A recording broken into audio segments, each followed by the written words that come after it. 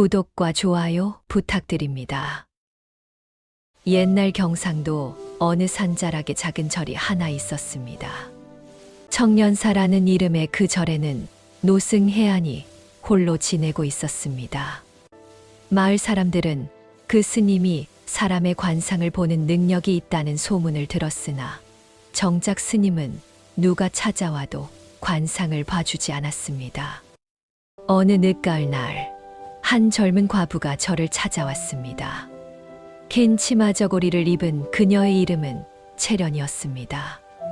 남편을 잃은 지 3년이 흘렀고 집안과 마을 사람들은 그녀에게 재가를 권하고 있었습니다. 채련 스님, 저는 제 앞날을 부탁을 알고 들어주세요. 싶어 이렇게 아니요, 안 찾아왔습니다. 부디 제 관상을 스님, 제 봐주십시오. 부탁을 들어주세요. 노승은 아니요, 안 마당을 됩니다. 쓸던 손을 멈추고 고개를 저었습니다. 제 부탁을 들어주세요. 해안시주, 아니요, 저는 안 이미 됩니다. 그런 일을 하지 않습니다. 스님, 돌아가시는 제 부탁을 것이 들어주세요. 좋겠습니다. 아니요. 하지만 채련은 스님, 제발 쉽게 도와주세요. 물러서지 더 이상 견딜 수 않았습니다. 없어요.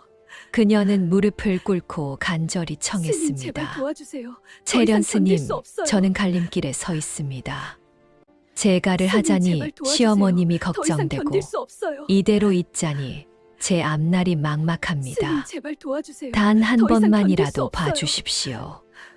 노승은 한참을 스님, 망설이다가 제발 도와주세요. 천천히 더 이상 고개를 견딜 수 들었습니다. 그리고 채련의 얼굴을 스님, 바라보았습니다. 제발 도와주세요. 처음에는 담담한 표정이었으나 그의 시선이 채련의 이마에 닿는 순간 노승의 얼굴이 굳어졌습니다. 이마 한가운데 머리카락 선 바로 아래에 있는 작은 붉은 점. 노승은 그 점을 보는 순간 온몸이 얼어붙는 것을 느꼈습니다. 그의 손이 떨리기 시작했고 입술이 바짝 말랐습니다. 해안 나무관 세음보살, 나무관 세음보살. 노승은 갑자기 두 손을 모으고 경을 외우기 시작했습니다. 목소리는 떨렸고 이마에는 땀이 맺혔습니다. 채련은 당황하여 그를 바라보았습니다. 채련 스님, 무슨 일이십니까? 제게 무슨 일이 생기는 것입니까? 하지만 노승은 대답하지 않았습니다. 그저 눈을 감고 더욱 급하게 경을 외울 뿐이었습니다. 염주를 쥔 그의 손은 심하게 떨렸고 얼굴은 창백해졌습니다. 한참을 그렇게 경을 외우던 노승은 마침내 눈을 떴습니다. 그리고 채련에게 말했습니다. 너의 역할이 해안 크다. 시주는 준비해야 해. 이제 이 돌아가십시오. 말을 잘 들어라. 제가 중요한 드릴 일이야. 말씀은 너의 역할이 없습니다. 크다. 준비해야 채련 해. 스님, 대체 이 무엇을 말을 보신 잘 것입니까? 들어라. 중요한 일이야. 제게 너의 말씀해 역할이 주십시오. 크다. 준비해야 해. 해안 가십시오. 잘 들어라. 그리고 중요한 석 달 일이야. 뒤 너의 역할이 다시 크다. 오십시오. 중- 그때 제가 잘 들어라. 말씀드리겠습니다. 중요한 일이야. 너의 채련은 역할이 섭섭하고 화가 중- 났으나 해. 노승의 굳은 이 표정을 말을 잘 보고는 들어라. 더 중요한 이상 일이야. 묻지 너의 역할이 못했습니다. 크다. 그녀는 저를 올리고 저를 내려왔습니다. 저를 떠나는 채련의 뒷모습을 바라보던 노승은 다시 한번 긴 한숨을 내쉬었습니다. 그리고 법당으로 들어가 부처님 앞에 무릎을 꿇었습니다. 해안 부처님, 이 늙은 중이 또다시 보아서는 안 될 것을 보았습니다. 부디 그 여인을 보살펴 주소서. 노승의 목소리는 떨렸고 그의 눈에는 눈물이 맺혀 있었습니다. 절에서 돌아온 채련은 마음이 무거웠습니다. 노승이 자신의 얼굴을 보고 보인 반응이 계속 떠올랐습니다. 그 떨리는 손, 창백해진 얼굴, 그리고 급하게 외우던 경문.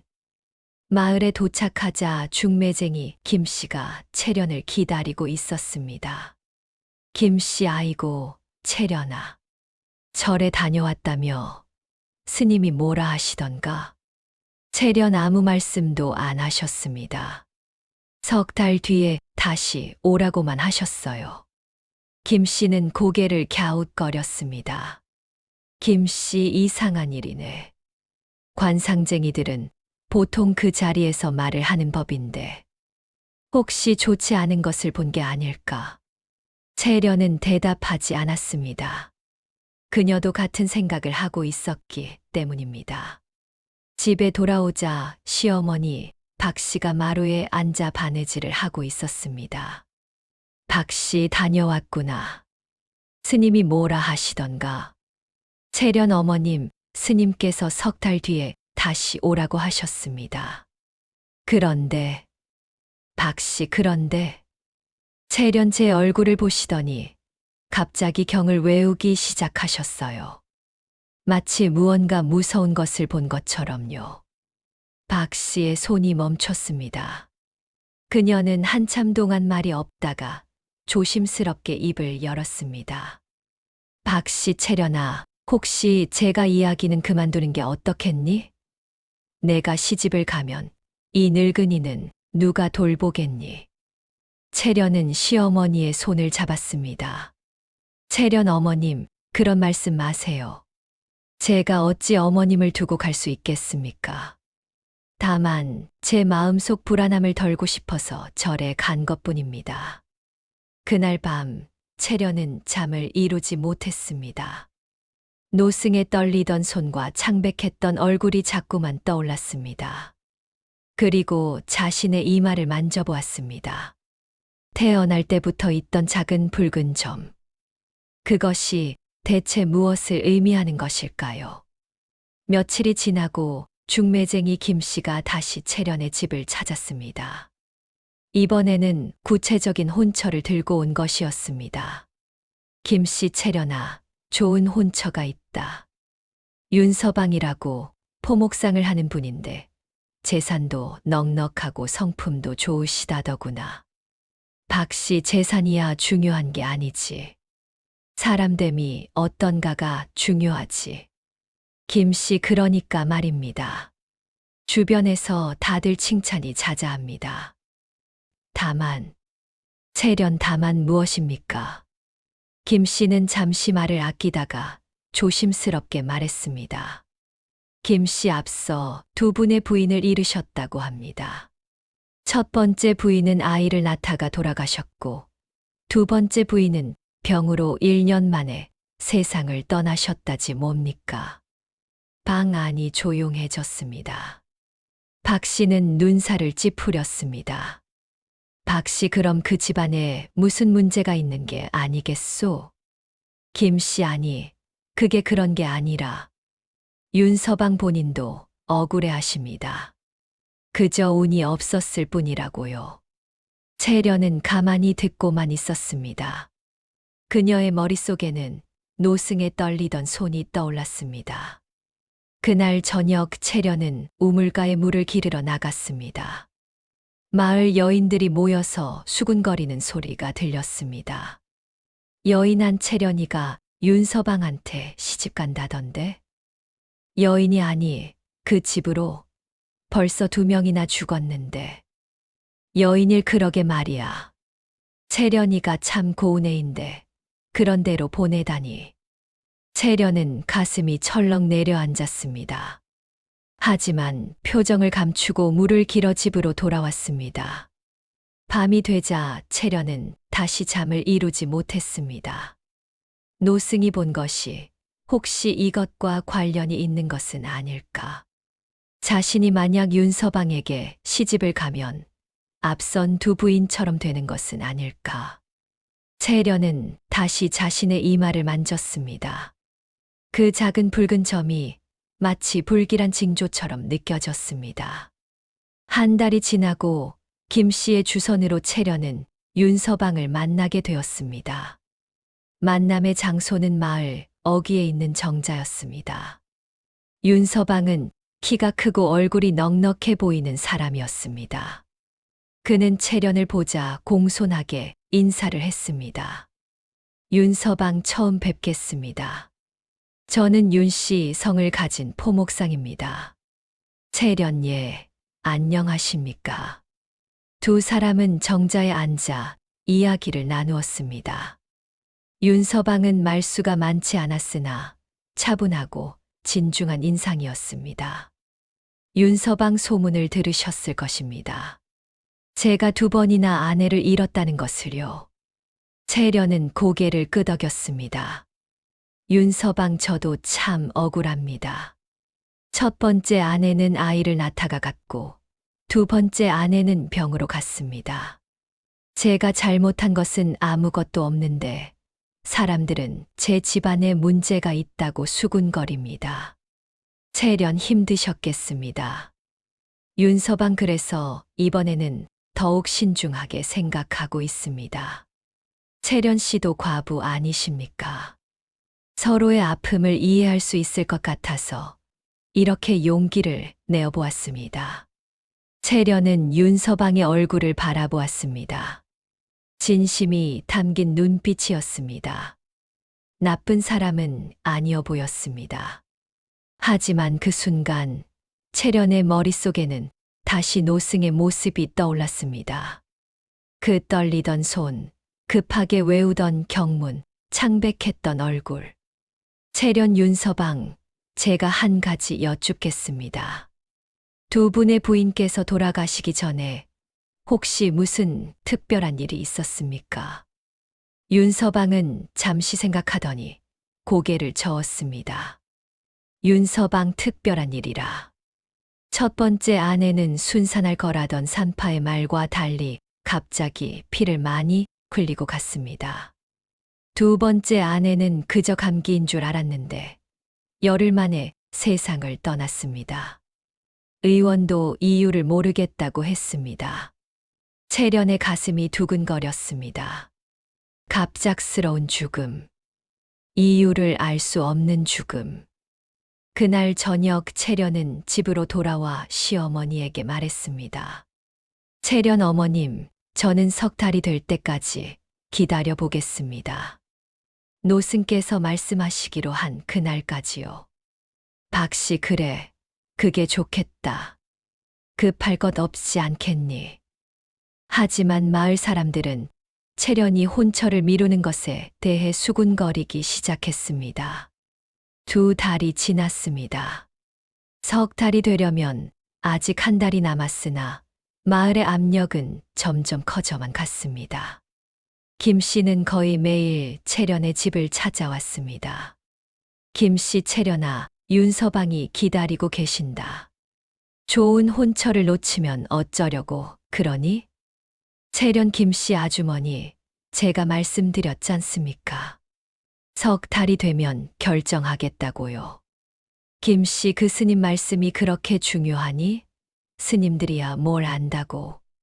그냥 점쟁이들이랑 다를 게 뭐가 있어. 채련은 대꾸하지 않았습니다. 하지만 김 씨의 말은 계속되었습니다. 김 씨 내가 나이가 몇인데 언제까지 과부로 살 셈이니? 시어머니는 시어머니고 너는 내 인생을 살아야지. 마을 사람들도 채련을 보면 한마디씩 했습니다. 여인한 채련아, 윤서방 같은 좋은 분을 놓치지 말거라. 여인이 과부가 재가를 안 하면 평생 고생이다. 어서 결정해라. 심지어 윤서방까지도 직접 채련의 집을 찾아왔습니다. 윤서방 채련 씨, 제가 기다리겠습니다. 하지만 마을 사람들의 시선이 채련 씨를 힘들게 하는 것 같아 마음이 무겁습니다. 채련 윤서방 송구합니다. 조금만 더 기다려 주십시오. 윤서방은 한숨을 쉬며 돌아갔습니다. 그날 밤 시어머니 박씨가 채련을 불렀습니다. 박씨 채련아, 어머니가 내 짐이 되는 것 같구나. 채련 어머님, 무슨 말씀을 그렇게 하십니까? 박씨 사실은 어머니도 내가 제가 하는 것이 맞다고 생각한다. 젊은 내가 이렇게 과부로 늙어가는 것을 보는 게 마음이 아프구나. 채련 어머님, 박씨 그 스님 말씀이 그렇게 중요하니 어쩌면 스님도 그저 내가 제가 하는 것을 망설이게 하려고 일부러 그런 것은 아닐까. 채련은 대답하지 못했습니다. 어쩌면 시어머니 말이 맞을지도 몰랐습니다. 노승은 그저 자신이 제가 하지 않고 시어머니를 모시길 바라는 마음에서 그런 행동을 한 것일까요? 하지만 채련은 그날 밤에 본 노승의 얼굴을 잊을 수가 없었습니다. 그것은 연기가 아니었습니다. 진짜 공포와 슬픔이었습니다. 채련 어머님, 딱 한 달만 더 기다려 주십시오. 그리고 제가 절에 다녀오겠습니다. 석 달이 되기 하루 전날 밤, 채련은 이상한 꿈을 꾸었습니다. 꿈 속에서 채련은 큰 기와집 안에 있었습니다. 화려한 옷을 입고 있었고 주위에는 하인들이 있었습니다. 그녀는 혼례를 치른 것처럼 보였습니다. 그런데 갑자기 방 안이 어두워지더니 2명의 여인이 나타났습니다. 창백한 얼굴에 흰 옷을 입은 여인들. 그들은 채련을 바라보며 말했습니다. 여인들, 오지 마세요. 이곳에 오지 마세요. 채련은 소리를 지르며 깨어났습니다. 온몸이 식은땀으로 젖어 있었습니다. 채련 꿈이었구나. 하지만 그 꿈은 너무나 생생했습니다. 2 여인의 창백한 얼굴, 절박한 목소리. 그들은 윤서방의 죽은 아내들이 아니었을까요? 채련은 잠을 이룰 수 없어 마루에 나와 앉았습니다. 달이 밝았습니다. 내일이면 석 달이 됩니다. 내일이면 노승을 다시 만날 수 있습니다. 똥이 트자 채련은 서둘러 준비를 했습니다. 시어머니도 함께 가겠다고 했으나 채련은 혼자 가겠다고 했습니다. 채련 어머님, 제가 혼자 다녀오겠습니다. 곧 돌아오겠습니다. 박씨 조심해서 다녀오너라. 그리고 채련아, 스님 말씀이 어떻든 간에 어머니는 내 결정을 따르마. 채련은 시어머니께 절을 하고 집을 나섰습니다. 가을에서 겨울로 넘어가는 계절이었습니다. 바람이 차가웠습니다. 산길을 올라가는 동안 채련의 마음은 무거웠습니다. 노승이 과연 무엇을 말할 것인가? 자신의 운명은 어떻게 되는 것일까? 청년사에 도착했을 때는 해가 중천에 떠 있었습니다. 절은 석 달 전과 똑같이 조용했습니다. 채련 스님, 계십니까? 잠시 후 법당 안에서 노승이 나왔습니다. 그는 채련을 보고 깊은 한숨을 내쉬었습니다. 해안 오셨군요. 기다리고 있었습니다. 2 사람은 법당 안으로 들어갔습니다. 노승은 부처님 앞에 앉았고 채련도 그 앞에 무릎을 꿇었습니다. 한참 동안 침묵이 흘렀습니다.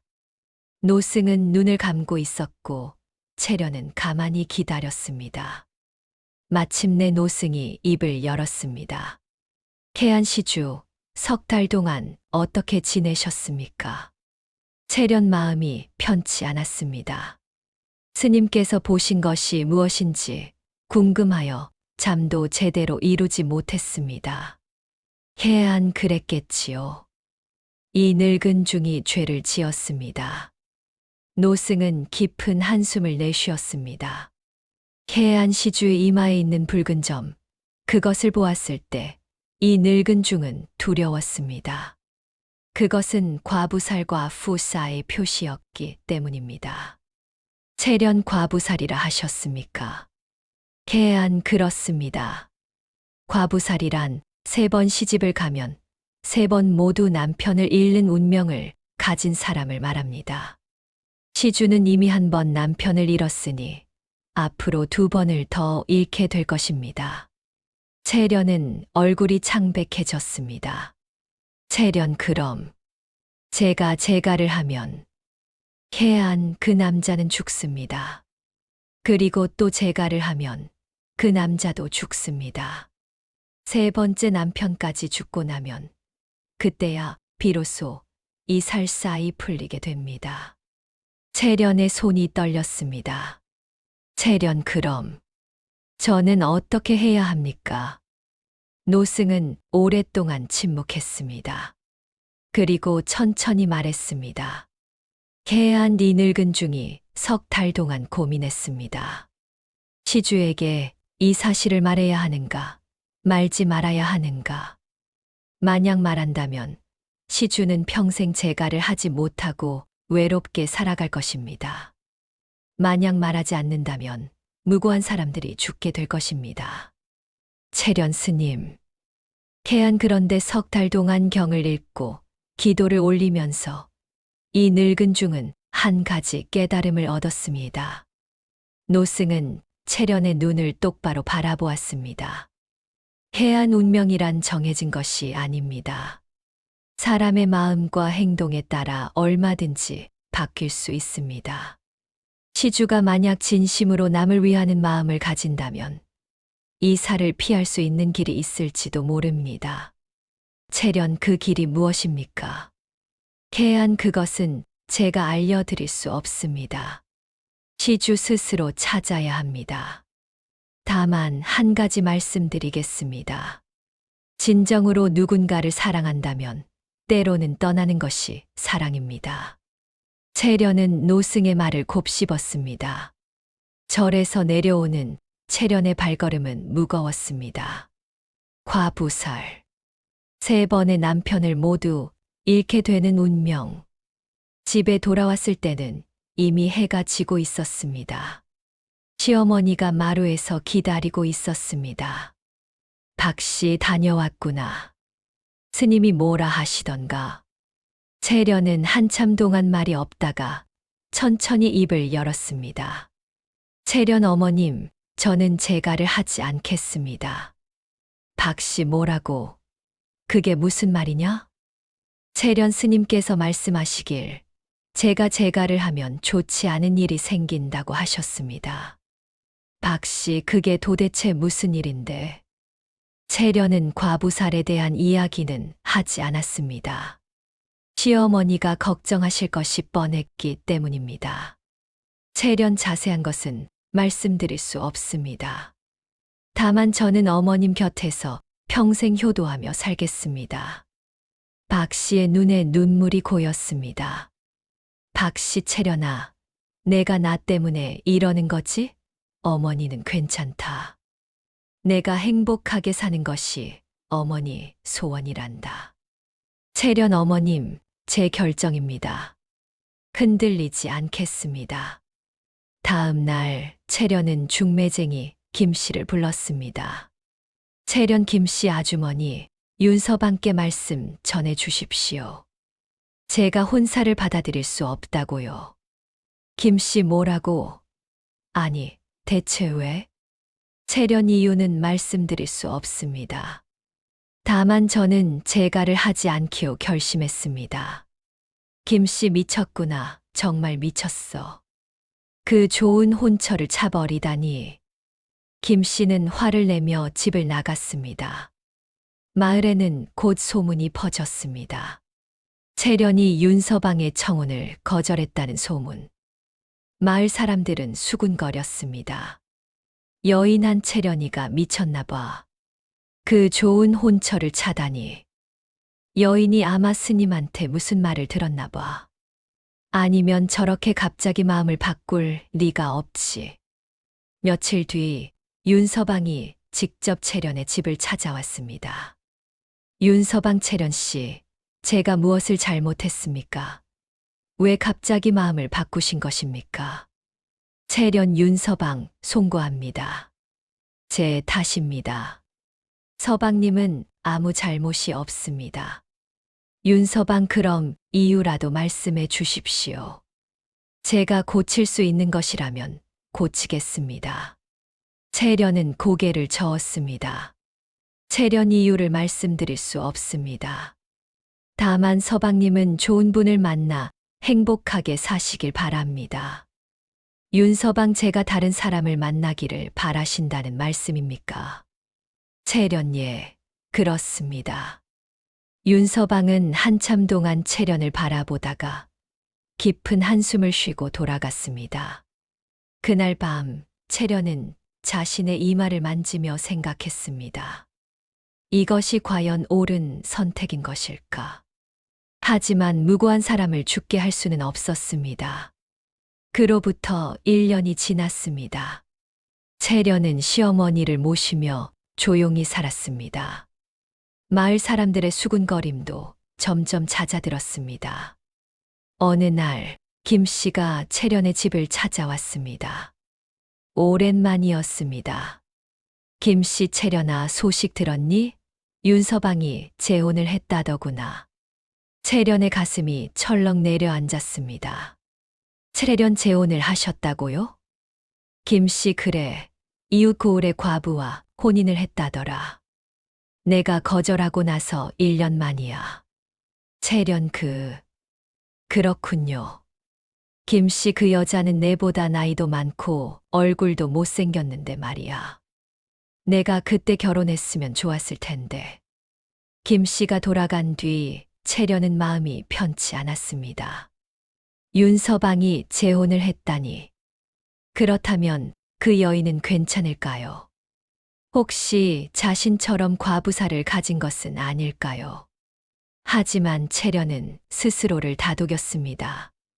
자신이 윤서방과 혼인하지 않은 것은 옳은 선택이었다고. 몇 달이 지났습니다.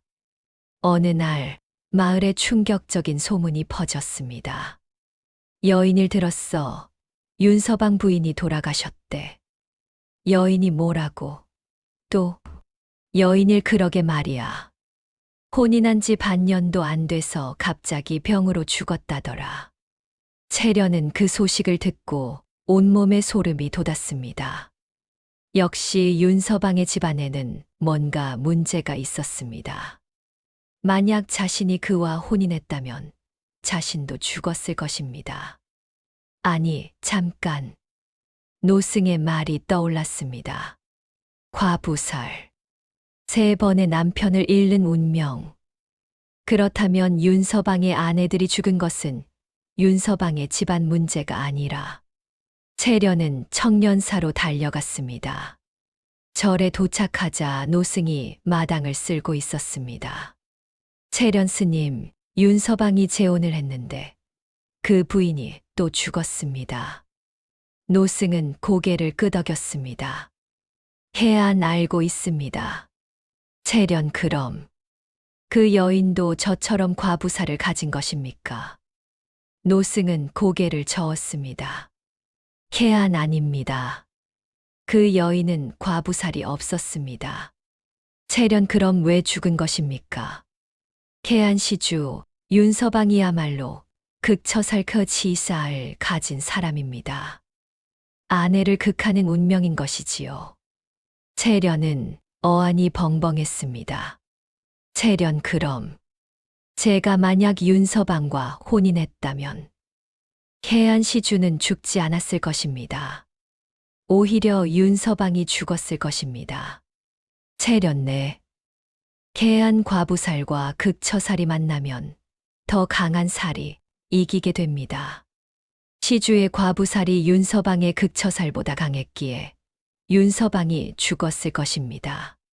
채련은 그제야 노승이 자신에게 경을 외운 이유를 알았습니다. 만약 자신이 윤서방과 혼인했다면 윤서방은 죽고 자신은 또다시 과부가 되었을 것입니다. 채련은 노승 앞에 무릎을 꿇었습니다. 채련 스님, 그럼 저는 어떻게 해야 합니까? 평생 혼자 살아야 합니까? 노승은 한숨을 쉬었습니다. 해안 시주, 제가 말씀드렸지 않습니까? 운명은 바꿀 수 있다고요. 채련, 어떻게 바꿉니까? 해안 시주의 과부살은 3번의 남편을 잃어야 풀립니다. 하지만 그 3번이 반드시 혼인을 통한 남편일 필요는 없습니다. 채련, 무슨 말씀이십니까? 노승은 천천히 설명했습니다. 해안 사람과 사람 사이의 인연은 여러 가지 형태가 있습니다. 부부의 인연도 있고, 부모 자식의 인연도 있고, 스승과 제자의 인연도 있습니다. 시주가 만약 진심으로 누군가를 돌보고 섬긴다면 그것도 하나의 인연이 됩니다. 채련, 그럼 해안 시주는 이미 1번째 남편을 잃었습니다. 앞으로 2 사람을 더 돌보다 보내드린다면 과부살은 풀리게 될 것입니다. 채련 두 사람을 더 돌보다 보내드린다는 것이 어떻게 하는 것입니까? 개안 병든 이를 간호하거나 늙은 이를 모시거나 아이를 길러 보내는 것. 그런 식으로 진심을 다해 누군가를 돌보다가 그들이 세상을 떠나게 되면 그것도 하나의 보내드림이 됩니다. 채련은 시어머니를 떠올렸습니다. 채련 그럼 제가 시어머님을 모시고 또 누군가를 돌본다면 개안 그렇습니다. 다만 그것은 의무감으로 해서는 안 됩니다. 진심으로 그 사람을 아끼고 사랑하는 마음으로 해야 합니다. 그래야 살이 풀립니다. 채련은 고개를 끄덕였습니다. 그리고 한 가지 더 물었습니다. 채련 스님, 그럼 윤서방은 어떻게 됩니까? 계속 아내를 잃게 됩니까? 노승은 안타까운 표정을 지었습니다. 개안 윤서방의 극처살은 매우 강합니다. 아마도 평생 아내를 얻기 어려울 것입니다. 하지만, 채련하지만요? 개안 만약 윤서방이 재혼을 포기하고 혼자 살면서 다른 이들을 돕는 삶을 산다면 그의 살도 약해질 수 있습니다. 살이란 결국 집착에서 비롯되는 것이니까요. 채련은 깊이 생각에 잠겼습니다. 채련은 절에서 내려와 마을로 돌아왔습니다. 그리고 시어머니를 더욱 정성껏 모셨습니다. 시간이 흘렀습니다. 1년, 2년, 3년. 채련은 시어머니를 지극정성으로 돌보았습니다. 시어머니의 건강이 나빠지자 밤낮으로 간호했습니다. 박씨, 채련아, 내가 나를 이렇게까지 돌봐줄 줄 몰랐구나. 채련 어머님은 제게 어머니이십니다. 당연한 일입니다. 박씨, 내가 재가를 하지 않은 것이 나 때문이 아니니? 채련, 아닙니다, 어머님. 제 선택이었습니다. 5년이 지난 어느 겨울, 시어머니 박씨가 세상을 떠났습니다. 채련은 3년 상을 치렀습니다. 상을 마치고 나자 마을 사람들이 다시 재가를 권했으나 채련은 거절했습니다. 그리고 마을에 병든 이들을 돌보기 시작했습니다. 어느 날 채련은 길에서 쓰러진 노인을 발견했습니다. 집도 없고 의지할 곳도 없는 거지 노인이었습니다. 채련 할아버지, 괜찮으십니까? 노인, 배가 고프오. 채련은 노인을 자신의 집으로 데려왔습니다. 그리고 밥을 지어 먹였습니다. 마을 사람들은 수군거렸습니다. 여인한 채련이가 저런 거지를 집에 들였다니 미쳤나 봐. 여인이 과부가 혼자 사는 집에 남자를 들이다니 말이 안 되지. 하지만 채련은 개의치 않았습니다. 그녀는 노인을 정성껏 돌보았습니다. 노인은 병이 깊었습니다. 채련은 의원을 불러 약을 지어 먹였고 밤낮으로 간호했습니다. 노인 아가씨, 왜 이렇게까지 나를 돌보는 거요?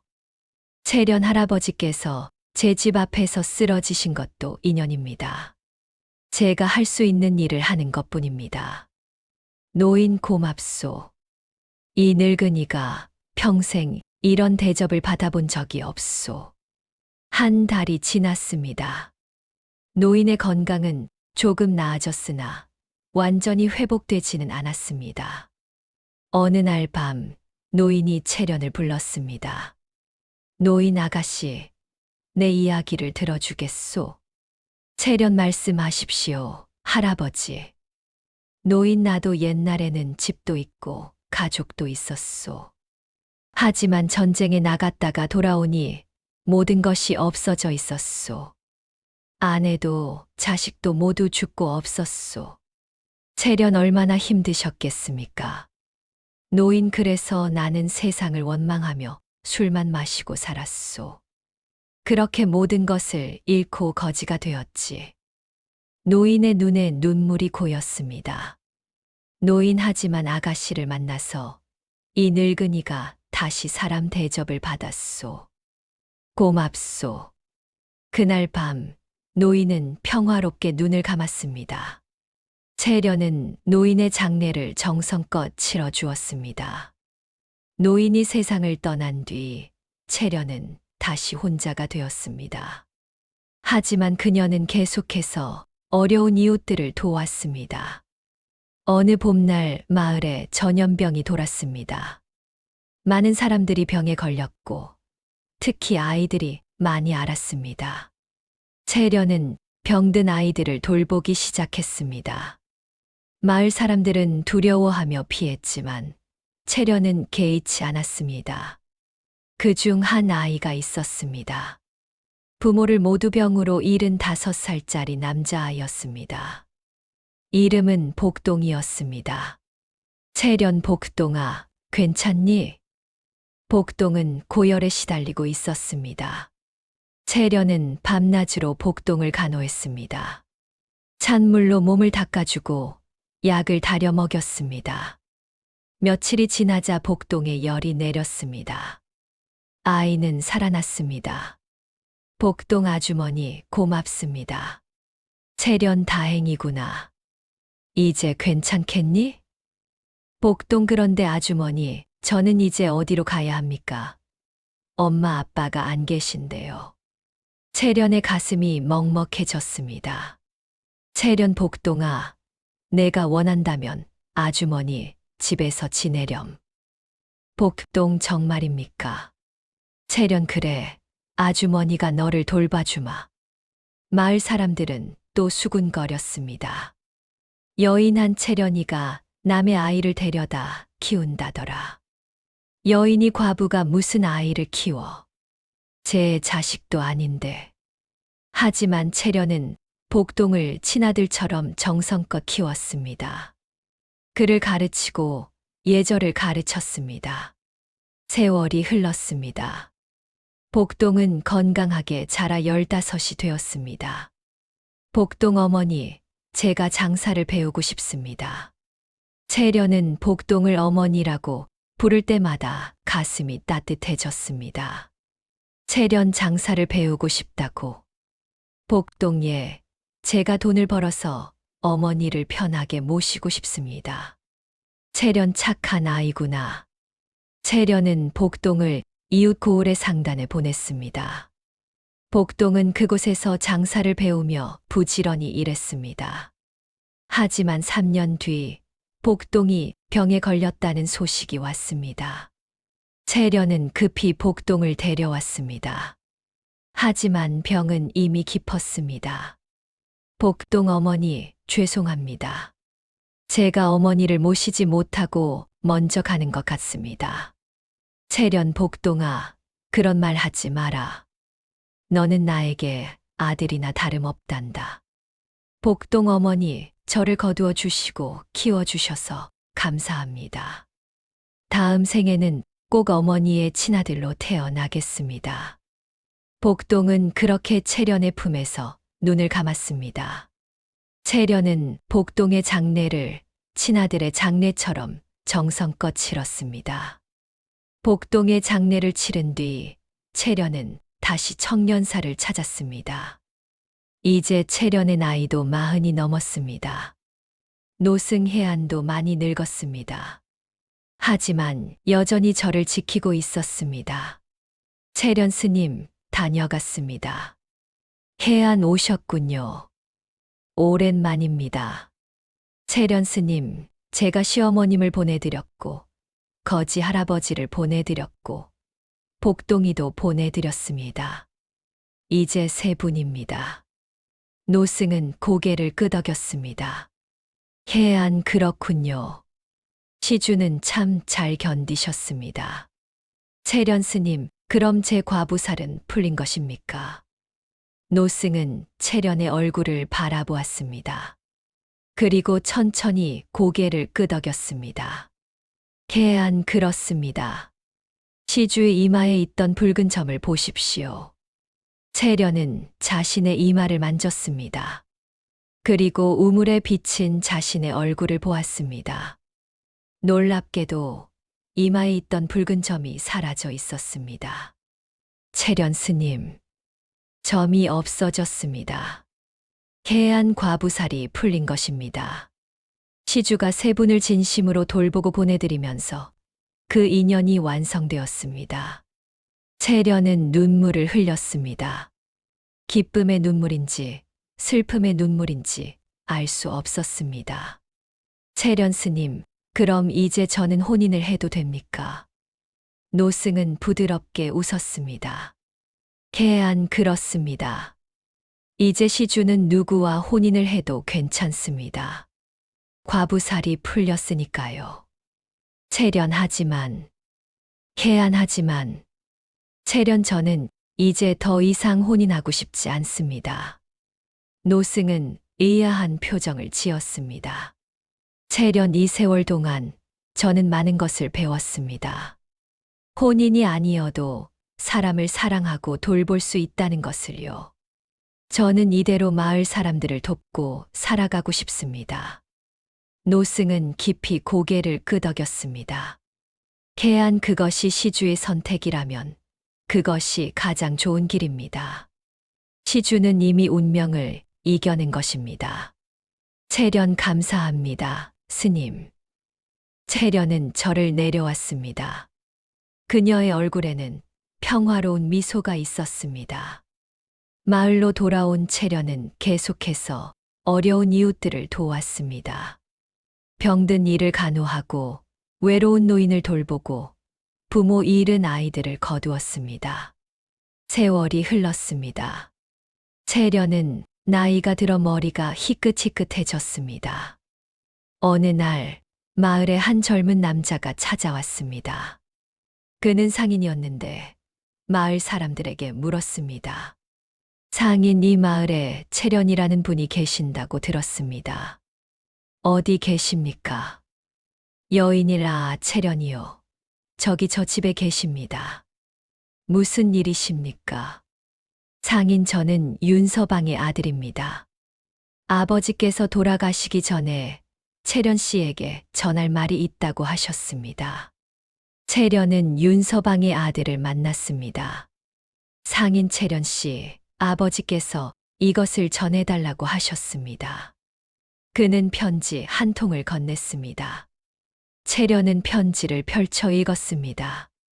채련 씨, 당신이 저와의 혼인을 거절한 이유를 이제야 알 것 같습니다. 당신은 저를 살리기 위해 떠난 것이군요. 감사합니다. 저는 이제 혼자 살면서 많은 이들을 도우며 살았습니다. 그러자 제 삶도 평화로워졌습니다. 당신 덕분입니다. 부디 건강하게 사십시오. 채련은 편지를 읽고 눈물을 흘렸습니다. 윤서방도 결국 자신의 길을 찾은 것입니다.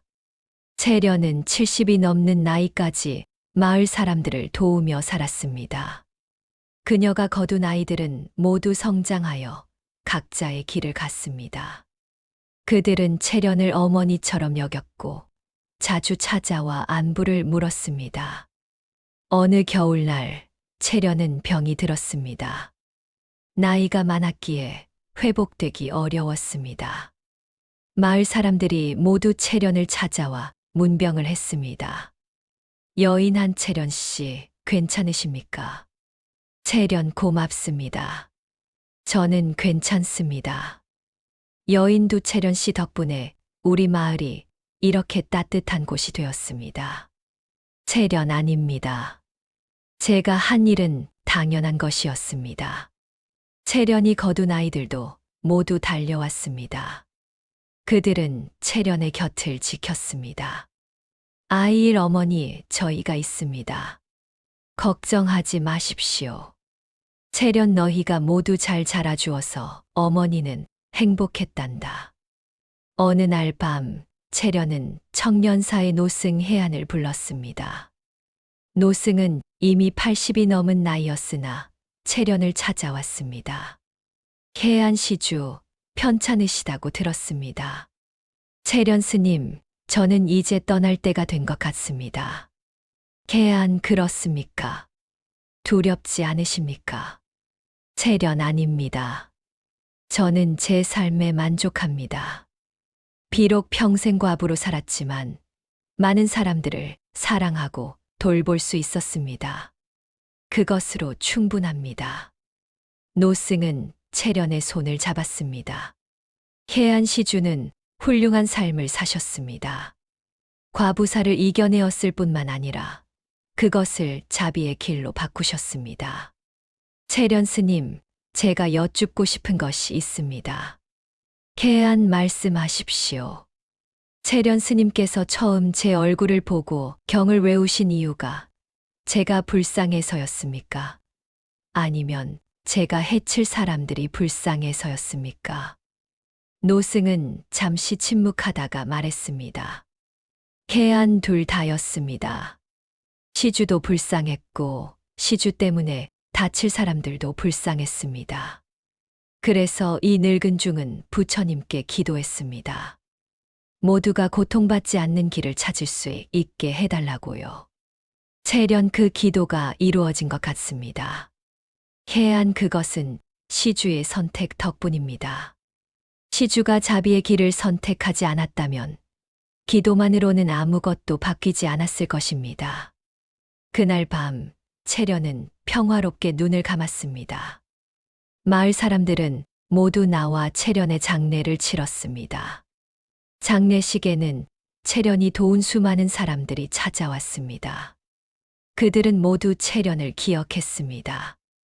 과부로 살았지만 많은 사람들에게 어머니 같았고 누나 같았고 할머니 같았던 여인을요. 청년사의 노승해안은 채련의 무덤 앞에서 경을 읽었습니다. 그리고 조용히 중얼거렸습니다. 해안 시주, 다음 생에는 평범한 여인으로 태어나 사랑하는 사람과 함께 행복하게 사시길 바랍니다. 바람이 불었습니다. 마치 채련이 대답하는 것 같았습니다. 세월이 더 흘러 청년사의 노승해안도 세상을 떠났습니다. 마을 사람들은 채련의 이야기를 후손들에게 전했습니다. 과부사를 타고난 여인이 어떻게 그 운명을 이겨내고 오히려 많은 사람들을 구했는지를요. 그 이야기는 입에서 입으로 전해졌습니다. 그리고 사람들은 깨달았습니다. 운명이란 정해진 것이 아니라는 것을. 사람의 선택과 행동에 따라 얼마든지 바뀔 수 있다는 것을. 그리고 진정한 사랑이란 때로는 함께하는 것이 아니라 떠나는 것일 수도 있다는 것을. 채련이 살았던 집터에는 지금도 작은 비석이 서 있습니다. 마을 사람들이 세운 것입니다. 비석에는 이렇게 쓰여 있습니다. 여기 한 여인이 살았다. 그녀는 과부였으나 많은 이들의 어머니였다. 그녀는 혼자였으나 외롭지 않았다. 그녀는 운명을 이겨냈고 그 운명을 자비로 바꾸었다.